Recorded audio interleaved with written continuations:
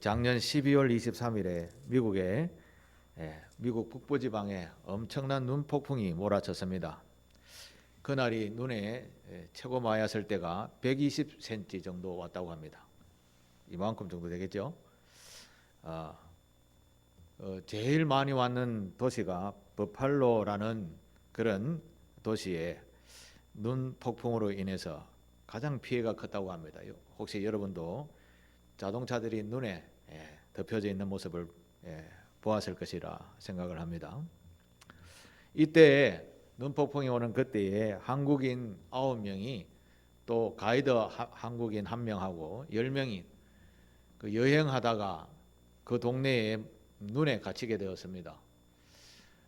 그래서 눈에 갇혀서 나올 수가 없으니까 동네에 있는 어느 집에 가서 삽 있죠, 삽을 빌리러 갔더니 마침 그 집에 거주했던 사람이 알렉산더 캄파나라는 치과 의사라고 합니다. 치과 의사 4가 살고 있는 집이었는데 이 캄파나 씨가 볼 때에 지금 저 차가 움직이면 굉장히 위험할 것 같아서 그래서 그 여행을 조금 여기 멈추고 우리 집에 와서 조금 지내다 가시지요 라고 이렇게 부탁을 했다고 합니다. 한국 사람은 눈폭풍을 잘 크게 그렇게 만나지 못하죠. 그래서 얼마나 위험한지를 잘 몰랐는데 이분이 이 눈폭풍은 너무너무 위험하다고 자기 집에 초대를 한 겁니다. 여행에 전혀 계획이 없던 여행 계획에서 이 캄파냐 씨 집에 2박 3일 동안 머물게 되었다고 합니다. 이분 덕분에 여행객 9명과 가이드 1명이 안전하게 잘 지내다 돌아오게 되었다라고 합니다. 누군가 이웃에 어려움을 당하면 계획이 없더라도 또 하기 싫더라도 이웃을 돕는 것이 사람의 도리가 아니겠습니까? 특히 그리스도인으로서 당연히 해야 할 바람직한 행동이죠.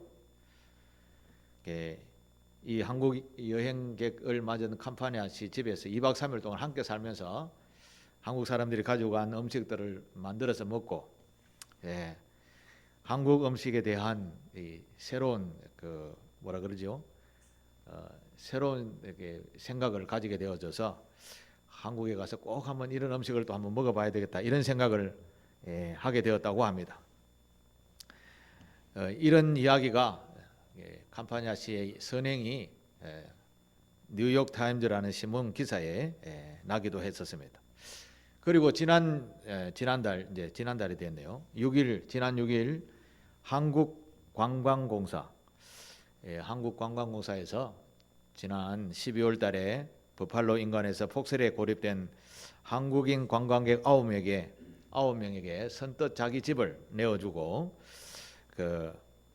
그들을 안전하게 보호해 주었다라고 하는 그런 일에 감사해서 한국관광공사에서 그분 부부를 한국에 여행으로 초대했다라고 신문에 나게 되었습니다.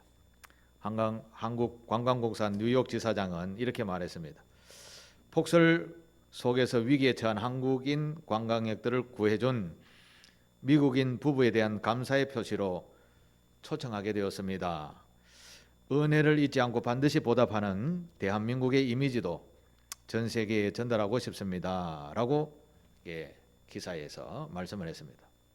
앞으로 5월 14일 날에 이분들이 이제 한국에 여행을 온다고 합니다. 여행을 오면 그 눈폭풍 속에 갇혀있던 9명이 다 맞이해서 한국을 여행시키고 맛있는 것도 먹고 K-뷰티라는 것도 경험하게 된다고 합니다. 부지불식간에 어려움에 부닥친 이웃을 돕다가 전혀 생각하지 못한 한국 여행까지 공짜로 하게 되었다. 이거 미국 방송에 나온 이야기입니다. 이분들의 선행이 크게 칭찬을 받을 만하다라는 그런 기사였었습니다. 여러분 이런 일은 돈을 들여도 이렇게 할 수가 있겠나라는 생각을 해보았습니다. 계획해서 이런 일을 한다. 이건 참 어려운 일이죠. 선행이라는 것은요, 우리가 상상할 수 없는 큰 영향력을 되돌려 준다. 이것이 하나님의 사랑의 법칙이다라고 할 수 있겠습니다. 그렇기 때문에 그리스도인인 저와 여러분들은 늘 사랑하며 사시게 되기를 바랍니다. 사랑은 값없이 주는 것이지요. 그런데 값없이 준 이 사랑이 너무나 값비싼 사랑으로 되돌아온다는 것입니다. 이게 하나님의 사랑의 법칙입니다. 그래서 평소에 내가 만나는 모든 사람, 모든 곳에 사랑을 쏟아붓는 그런 상길교회 교우들이 다 되시기를 축복합니다. 오늘 성경 말씀을 읽었는데요. 성경 말씀에도 이런 사랑을 베풀다가 자기네들이 가지고 있는 문제가 해결되는 그런 일이 나오는 본문을 제가 선택해서 여러분과 함께 읽었습니다. 그래서 우리는 어떤 상황에 있어도 내가 내 눈앞에 어려운 이웃이 척 만나게 되어졌다 하면 생각하지 않고 손을 내밀어 도와주는 그런 사랑, 그게 큰 복으로 돌아온다라는 사실을 기억하시면서 오늘 본문에 나오는 이야기를 제가 소개를 하도록 하겠습니다. 본문에 나오는 이야기는 다윗이라는 아직 이스라엘의 왕이 되지 아니한 그 사울 왕의 시기 질투에서 도망다니는 그런 처지에 있던 다윗에 대한 이야기입니다. 다윗이 도망을 다니다가 왕의 시기 질투에 도망을 다니다가 블레셋이라는 지금의 팔레스틴이라는 땅에 망명을 하게 됩니다. 망명. 더 이상 사울 왕의 공격에 더 이상 이제 공격을 받지 아니하는 다른 나라로 갔다 이 말입니다. 다른 나라에 가서 숨어 지내게 되었습니다. 그것도 한 1년 반 이상, 한 2년 가까이 망명 생활을 하고 있는데, 그런데 이 블레셋이라는 이제 자기가 망명한 이 나라에서 오히려 이스라엘을 쳐들어가는 전쟁을 일으키게 되는 이런 일이 일어나게 됩니다. 다윗으로서는 자기 동족을 떠나서 망명 생활을 이어와가 있는데 이 망명한 나라가 지금 자기 동족을 쳐들어가니까 다윗의 처신이 굉장히 참담하게 된 겁니다. 그런데 망명했으니까 블레셋 국민이니까 이스라엘 백성과 전쟁을 안 할 수도 없고, 그 블레셋의 가드 왕인 아기스가 같이 가자, 같이 가서 너의 용맹함을 좀 보여달라, 그렇게 이야기하고 전쟁에 참여하게 됩니다. 이 다윗은 지금은 자기 혼자 나중에 왕이 될 것이라는 사무엘로부터 기름 부음을 받았습니다. 자기 혼자만 왕이 될 자, 이스라엘의 왕이 될 자라고 알고 있습니다. 지금 순간은. 그런데 자기 동족인 이스라엘 백성을 자기 칼로 가서 막 전쟁에서 죽였다. 이건 앞으로 왕이 될 수 있는 일에 제일 치명적인 일이 되는 거죠. 아마 다윗은 속으로 굉장히 근심 걱정했을 것이라 생각을 해보게 됩니다. 아니나 다를까 이런 일이 일어나서 이제 전쟁터에 다윗의 수하들 600명을 데리고 전쟁터로 나아가게 됩니다. 이스라엘과 대적하게 되는 그런 전쟁터까지 오게 되었는데 하나님께서 이런 놀라운 기가 막힌 일을 하죠. 그 블레셋 장군들이 망명한 다윗을 보고 저 사람과 우리 함께 싸우면 혹시 싸우다가 뒤에서 우리를 찔러버리면 우리 싹 다 죽는 거 아닙니까? 그러니 저 다윗이 망명했는데 우리 못 믿겠습니다. 그냥 집으로 돌려보내죠. 왕인 아기스가 이렇게 이야기합니다. 내가 한 2년 동안 봤는데 너무너무 충성스러운 그런 사람이다. 같이 가자. 근데 이 아기스의 장군들이 안 됩니다. 우리 같이 가면 절대 위험해서 도저히 마음에 근심이 돼서 안 되니 왕이시여 저 돌려보내죠. 다윗은 속으로는 박수 칠 일이죠. 아니나 다를까 아기스 왕이 불렀습니다. 너는 나하고 같이 전쟁하면 좋겠는데 부하 장수들이 극구 반대하네. 안타깝지만은 자네가 사는 동네로 돌아가시게. 우리 전쟁은 우리가 하고 올 테니까 하면서 다윗이 자기가 머물던 시글락이라는 성으로 다시 돌아가게 되었습니다. 다윗은 속으로는 박수 칠 일이죠. 근데 왕 앞에서는 아이 억울하게 왜 나만 외면시킵니까? 뭐 이런 식으로 하면서 기분 좋게 자기 집으로 돌아오게 되었습니다. 자기 성으로. 그런데 사람이 살다 보면 엎친 데 덮친 격이 있다라고 하죠.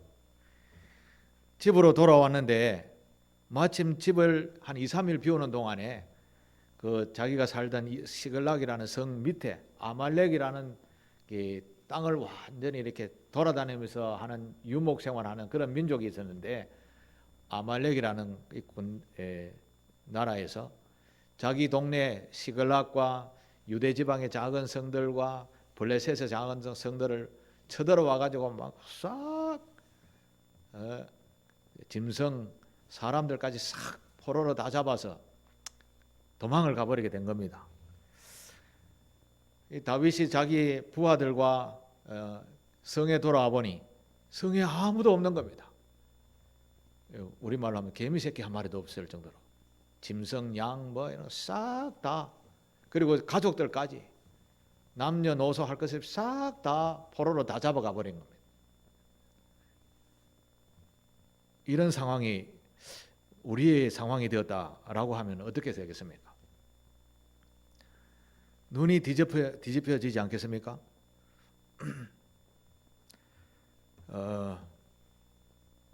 심지어요 성경을 자세히 읽어보게 되면 다윗을 목숨처럼 따르던 부하들이 다윗 때문에 자기 가족들이 다 붙잡혀 갔다라는 이야기를 들으니까 심지어 다윗을 죽여버리자라고 할 그런 상황까지 이르게 되었습니다.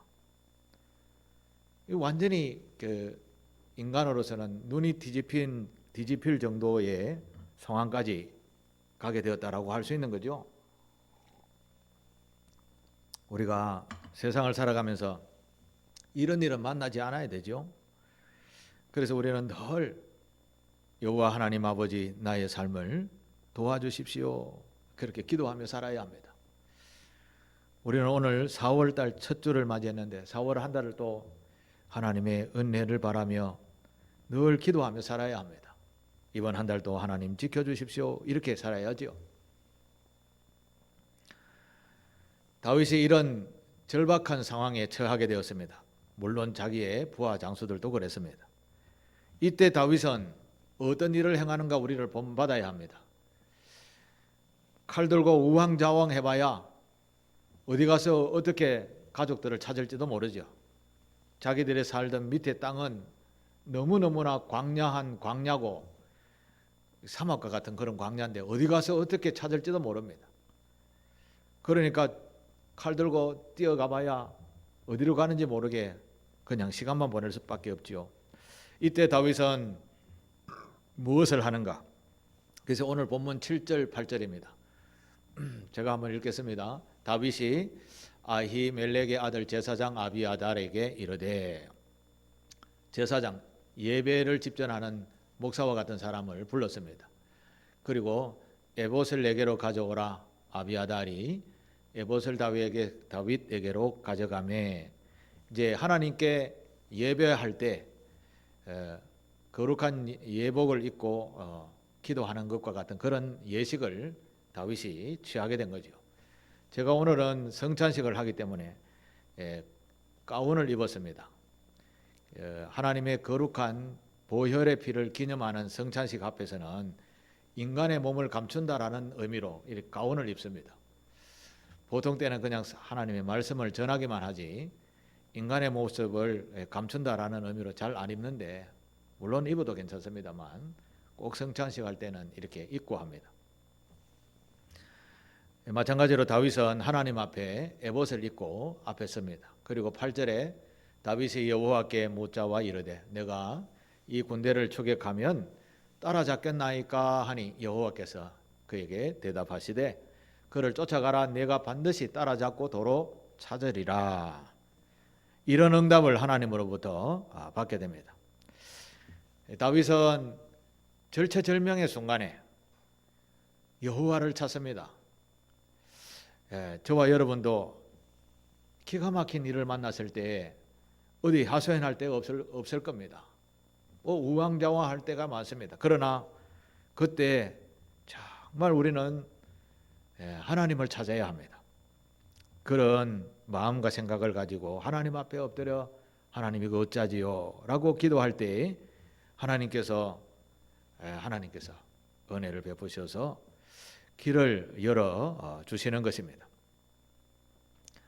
다윗도 눈에 넣어도 아프지 않는 아내와 자식들을 잃어버렸는데 하나님 앞에 엎드려 기도한다. 믿지 않는 사람들은 정신없는 짓 하지 말고 빨리 지금 쫓아가자라고 이야기하지 않겠습니까? 믿음 있는 사람도 이럴 때에는 정말 정신이 없는 법입니다. 하나님께 구하면 나는 응답을 안 해주시던데 이런 생각을 먼저 하게 되죠. 예수님께서 이런 이야기를 하셨습니다.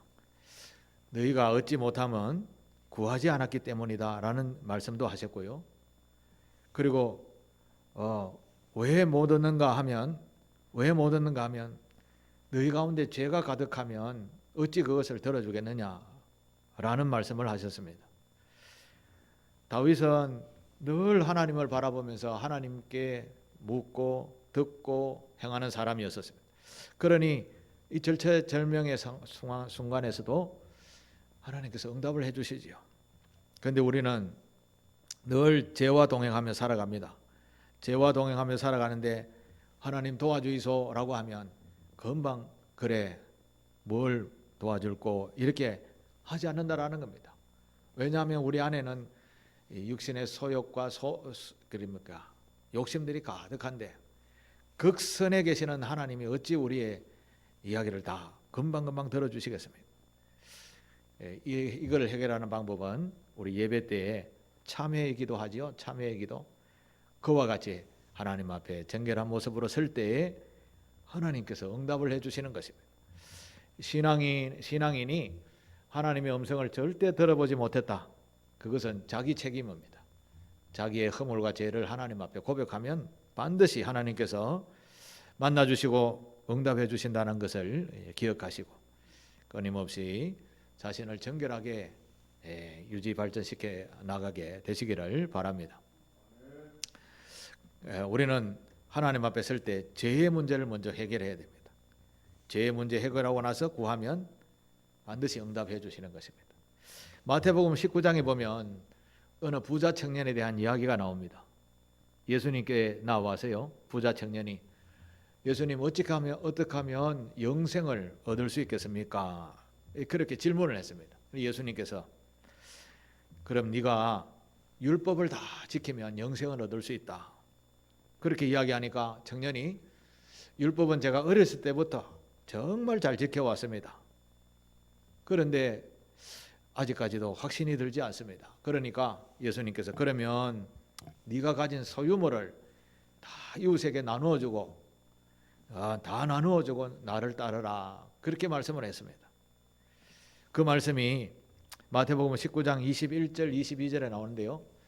제가 한번 읽어보겠습니다. 예수께서 이르시되 네가 온전하고자 할진대 가서 내 소유를 팔아 가난한 사람들에게 주라. 그리하면 하늘에서 보화가 내게 있으리라. 그리고 와서 나를 따르라 하시니 그 청년이 재물이 많음으로 이 말씀을 듣고 근심하여 가니라. 예수님을 믿고 따르는 것보다 청년은 재물을 더 많이 의지했다. 그래서 영생을 소유하지 못하는 거야. 예수님께 기도해도 응답을 받지 못하는 거야. 라는 그런 말씀을 하신 거죠. 믿음이라는 것은 전적인 것이어야 합니다. 그러니까 세상 반, 교회 반 이렇게 왔다 갔다 해서는 하나님의 전적인 도움을 받지 못하는 것이죠. 그래서 무언가 기도 제목이 있다 할 때에 우리는 전적으로 하나님을 붙들고 의지하며 기도해야 합니다. 그러면 전 인생을 거는데 하나님께서 반드시 응답해 주시는 것이죠. 다윗이 바로 그런 전 인생을 걸고 주님 어떻게 해야지요? 라고 했을 때 야 쫓아가라. 그렇게 말씀을 하는 것이죠. 그런데 어디 그 넓은 곳에 어디로 가야 되겠습니까? 다윗이 머물고 있었던 그 자리에서 그 밑으로 보면 그곳에서부터 저 이집트까지 또 옆으로는 사우디아라비아까지 어마어마한 넓은 그 사막과 같은 땅인데 어디로 가서 찾았겠습니까? 대부분 정말 풀도 잘 안 닿는 광야와 같은 그곳에 넓은 곳을 쫓아가는데 어디로 가야 그들을 만날 수 있겠습니까? 그래도 급한 마음에 군사를 이끌고 그동안 경험 삼아 이 동네 살았지 저 동네 살았지 하면서 이끌고 추적을 하기 시작했습니다. 믿음이 있는 사람은 믿음의 발을 내디딜 때 그때 역사가 일어나는 법입니다. 그냥 누워가지고 가야 되는데 하면 절대 가지 못합니다. 가야 되는데 하면 발을 내딛어야 됩니다. 다윗도 그런 발을 내딛게 됩니다. 이렇게 적을 찾아서 막 쫓아가다가 우연하게 오늘 본문에 나오는 이야기에 우연하게 길에 쓰러져 있는 죽어가는 청년을 한 명 만나게 됩니다. 지금 다윗과 다윗의 부하들은 자기 가족이 지금 어떻게 될까 싶어서 걱정이 이만저만이 아니고 바쁘게 막 뛰어갈 그런 상황이죠. 그런데 길을 가다가 쓰러져 있는 한 청년을 만나게 됩니다. 그냥 지나가죠. 보통은 다 그냥 지나갑니다. 저 뒤에 사람 좀 돌봐줘라. 다 지나가죠. 그런데 다윗은 그렇지 않았습니다. 그렇게 바쁜 가운데서도 죽어가는 청년 한 명을 데리고 와서 떡을 주고 포도주를 주고 물을 주어서 정신을 차리게 하고 자초지종의 이야기를 들어봅니다. 들어보니까 우리 주인이 병들었다고 버리고 갔습니다. 그런 이야기를 하는 거죠. 그런데 그냥 지나쳐도 괜찮은 이런 작은 선한 일에 여기에 어찌 이 다윗과 다윗의 무리의 모든 절체절명의 위기를 해결하는 열쇠가 그곳에 있는지 어떻게 알았겠습니까? 그래서 작은 선은 우리가 언제든지 만나도 해야 됩니다. 그냥 지나가는 것이 아니라 하나님께서 나에게 저분을 도와주라고 했구나 라고 하면서 선을 베푸는 자세가 되어야 합니다. 사랑의 여파는 어떻게 그것이 돌아올지 모르는 겁니다. 다윗은 부하들에게 시켜서 그들에게 그를 회복시켜 주었습니다. 그랬더니 뭐라고 하는가 하면 자기가 그 전쟁터에 참여했고 자기는 병들어서 버림을 받았다. 어디로 갔냐 하니까 요리 갔습니다. 이렇게 이야기하는 겁니다. 바로 길을 찾게 되었다라는 거죠.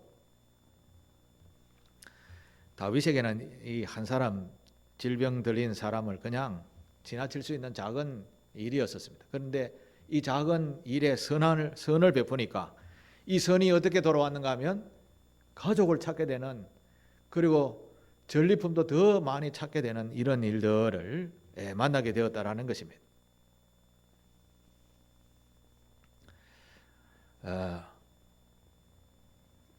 저와 여러분들은 그리스도를 닮아가는 그리스도인이라고 합니다. 예수를 믿는 사람들은 세상에 살아가다가 어떤 일을 만나도 착한 일, 선한 일을 하는 자가 되어야 합니다. 성경에도 보면 예수님께서도 그런 이야기를 합니다. 누가복음 10장에 보면 이런 이야기가 있습니다. 어떤 사람이 예루살렘에서 여리고로 이렇게 높은 산에서 좀 낮은 곳으로 내려가는 길에 강도를 만나게 되었습니다. 강도들은 그 사람이 옷을 벗겨가지고 모질게 때려서 거의 죽게 만들고 그가 가지고 있던 물건을 가지고 도망가 버렸습니다. 마침 그때 제사장이 지나가게 되었습니다. 이제 제사장이라는 말은 저와 같이 목사와 같은 사람 아니면 나라의 지도자 정도 되는 사람들 그런 사람을 지칭하는 겁니다. 제사장이 지나가다가 그를 보았습니다. 아이고야 나도 저 강도를 만나면 어쩌지 하면서 급히 피하여 도망을 가버렸어요. 또 조금 있다가 레위인이 한 사람이 지나갔습니다. 여기서 레위인이라는 말은 저와 여러분과 같이 예수를 믿는 사람들, 교인들을 이야기하는 겁니다. 이 교인이 지나가다가 강도를 맞는 사람을 보았습니다. 아이고, 제사장처럼 똑같이 나도 저 강도 만날까 싶어서 속히 피하여 도망을 갑니다. 그런데 금방 또 다른 사람이 나타납니다. 사마리아 사람이라는 사람이 지나갑니다. 이방인입니다. 이스라엘 백성들이 아닌 이방인이었습니다. 강도 만난 사람을 봤습니다. 아이고, 저 사람 저래 놔두고 크게 큰일 나겠다. 그래서 이분은 급하게 물과 기름과 포도주를 상처에 붓고 싸매고 자기가 타고 가던 나귀에다가 그분을 태워서 가까운 주막으로 데려가게 되어 가서 돌봐주었습니다. 그 다음날 자고 일어나니까 강도 만난 사람은 여전히 병석에 그대로 누워 있었는데, 이 강도 사마리아 사람은 데나리온 둘을 이제 돈을 주면서 내가 저기 갔다가 올 때까지 잘 돌봐주십시오. 돈 좀 더 들면 내가 그때 주겠습니다. 이런 이야기를 하면서 사마리아인이 갔었습니다. 예수님께서 이런 이야기를 합니다. 당신들의 생각에는 이 세 사람 중에 누가 진짜 이웃이냐라는 질문을 했습니다. 여러분, 누가 진짜 이웃 같습니까? 제사장입니까? 레위인입니까? 사마리아인입니까? 제사장입니까? 예, 진짜 이웃은 선한 일을 행한 사람이죠. 선행은 누가 누구를 만나든지 간에 눈에 띄면 도와주는 것이 그리스도인의 근본 정신입니다. 믿음을 가진 사람의 모습인 것이죠. 어려움을 당한 사람은 나는 누군지 몰라요. 모르지만 어려움을 당했으니까 도와줘야죠. 돕지 아니하고 비켜서 도망을 간 사람들, 그 사람들 하나님을 잘 믿고 예수 잘 믿는다고 하지만 주님은 어떻게 이야기하는가 볼까요? 마태복음 7장 21절입니다. 나더러 주여 주여 하는 자마다 다 천국에 들어갈 것이 아니요 다만 하늘에 계신 내 아버지의 뜻대로 행하는 자야 들어가리라. 이런 말씀을 하셨습니다.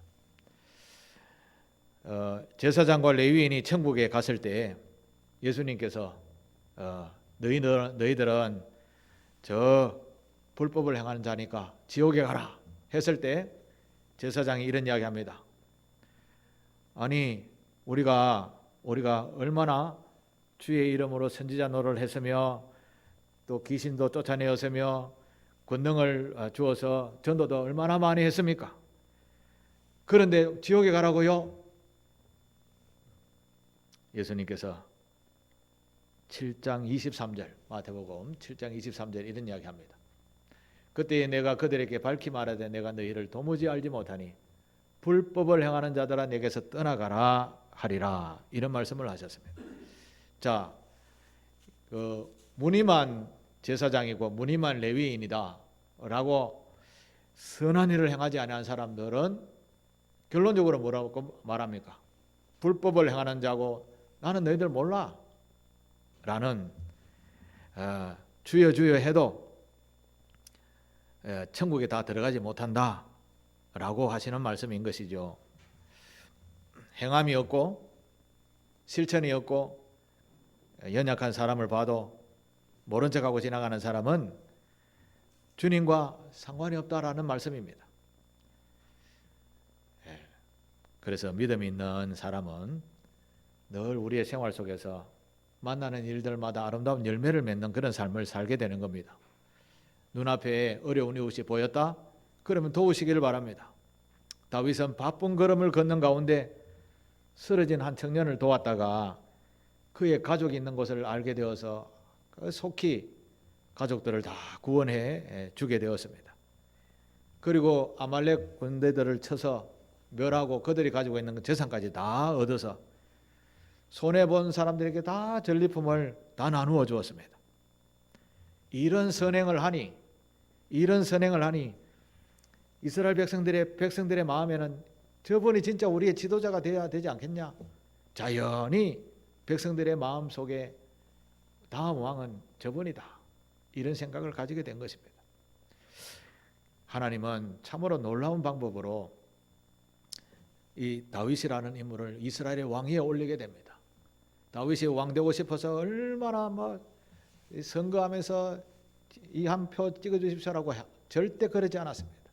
생활 속에서 이 작은 이웃에게 선을 행하고, 그리고 전리품 생기면 같이 나누어 먹고, 이런 삶을 하나님의 사랑의 방법으로 선을 행하며 살았더니 돌아오는 것은 위대한 왕이 되는 겁니다. 사랑하는 교회 여러분, 우리가 지금 살아가는 시대는 정말 사랑이 메말라 가고 있는 시대가 되었습니다. 누가 이웃의 아픔을 누가 돌봅니까? 이웃의 아픔을 누가 진정으로 도와주고 있습니까? 이것은 정부가 해야 될 일이다, 이렇게 여기지 않습니까? 교회는 이 시대에 빛이 되어야 합니다. 우리가 먼저 도와주고, 우리가 먼저 선행을 하고, 우리가 먼저 아름다운 손길이 되어야 될 줄로 믿습니다. 이렇게 우리 속에 작은 선행 하나하나씩 해나가게 되면 복은 어떻게 돌아오는지 아십니까? 다윗과 같이 놀라운 생각지도 않은 복이 우리에게 주어지게 될 줄로 믿습니다. 이것이 하나님의 축복의 말씀입니다. 사랑하는 상길교회 성도들은 생활하는 삶의 자리 속에서요, 보이는 대로 사랑하며 사시길 바랍니다. 보이는 대로 도와주시길 바랍니다. 그곳에 놀라운 영생의 축복이 있고 참된 행복이 있을 줄 믿습니다. 이런 복을 다 누리며 우리 천국에 다 가는 그런 성도가 되시기를 주님의 이름으로 축복합니다. 기도하겠습니다. 아버지 하나님, 이웃을 사랑하면 복이 온다라는 제목으로 아버지 하나님, 작은 선이지만 그것이 얼마나 큰 복이 되어 돌아오는지를 예를 들어서 설명을 해주셔서 감사를 드립니다. 사랑하는 교우들과 함께 이 사랑의 법을 실천함으로 복이 있는 삶, 천국의 복을 누리는 우리 모든 교우들 되도록 주님 도와주시옵소서. 예수님의 이름으로 감사 기도하옵나이다. 아멘.